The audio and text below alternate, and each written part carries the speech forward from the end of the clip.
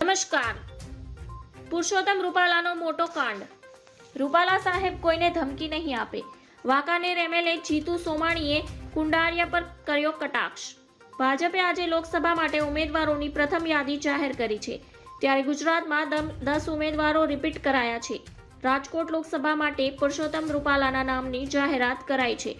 જીતુ સોમાણીએ વર્તમાન સાંસદ મોહન કુંડારિયા પર કટાક્ષ કરતા કહ્યું કે રૂપાલા સાહેબ કોઈને ધમકાવશે નહીં, કોઈને ગાળો આપશે નહીં. પુરુષોત્તમ રૂપાલા 5 લાખથી વધુની લીડ સાથે વિજેતા બનશે તેવો વિશ્વાસ વ્યક્ત કર્યો હતો. જેમના નામની જાહેરાત થતાં રાજકોટ લોકસભા મત વિસ્તારમાં ભાજપના કાર્યકરો મોં મીઠું કરી ઉજવણી કરી છે. વાંકાનેરના ધારાસભ્યએ રૂપાલાના નામની જાહેરાત થતાં ઉજવણી કરી છે.